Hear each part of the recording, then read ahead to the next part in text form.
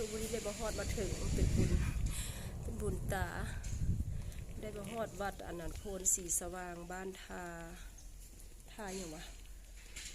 บรรทาสร้างเนาะอยู่เมืองปากเงิมพี่ติดภูเขาควายงามแท้งามว่าอลังการเลยแบบพระใหญ่นะงามสะทุ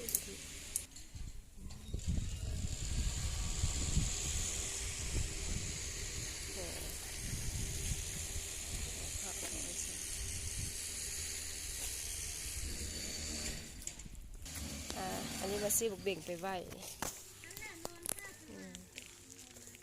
อันนี้ละอันละ10ตีไหวแบบนี้วะขั้นเอาบุกเบ่งไปแล้วมีเทียนใต้อยู่พุ่นเป็นบออันนี้จับ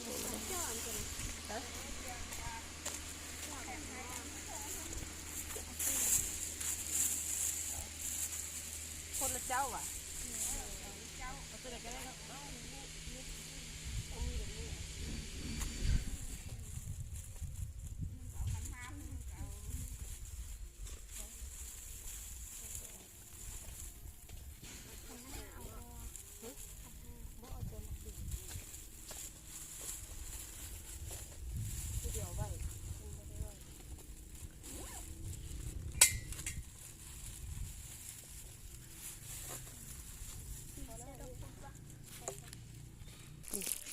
พระใหญ่เลยมาบนพระใหญ่โหยกันงามข้างหลัง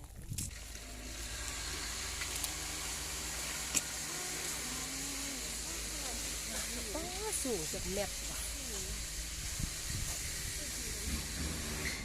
ขึ้นเบื้องใดประตูคุณเนาะประตูวัสันยังนุ่มๆอยู่แล้วประตูไปไหวตัวเดียวนะไหวตัวนั้นเพิ่นก็ได้ไหวเลยเนาะ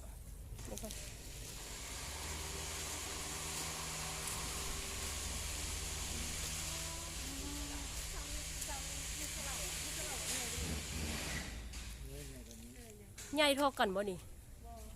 ตัวนี้กับตัวนั้นใหญ่เท่ากันวะพระเบื้องนั้นใหญ่กันเนาะนี่เขาไหวอันนี้ก็ที่บอกไปอะไรตัวนี้อันนี้มาอันบอลพระใหญ่ตีนภูเขาควายด้วยใหญ่แท้เนี่ยบ้า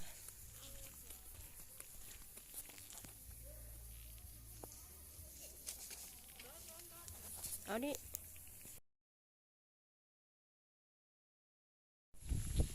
อันนี้เรียกอ้อมพระโอ้คนยังซีซ่าอยู่นี่ข้างหลังได้หนึ่งข้างหลังพระใหญ่ใหญ่อยู่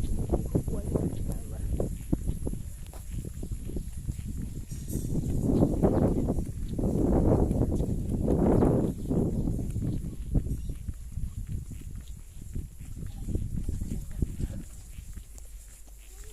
สีกับงาน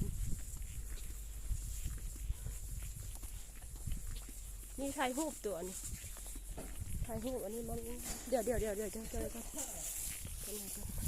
ถ่ายไปลงนี่งานนี่อ่ะข้างหลังห้องพระใหญ่นะโอ้ต้องได้ปั้นเห็ดหูมนี่ก้อนเท่าสีประทาสีมันบัวได้เลยอันนี้เป็นเห็ดกำลังสร้างบัวแล้วว้ายไปนี่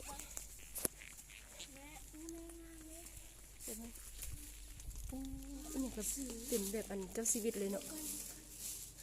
ตู้หนังสือทำไมลวดลายเดี๋ยวต้องเข้าไปได้ป่ะบ่แล้วบ่เข้าเลยป้างามเนาะก็จะเต็มเห็ดแบบอันนั้นนี่หนังนิทานพระเวชสันดรพระใหญ่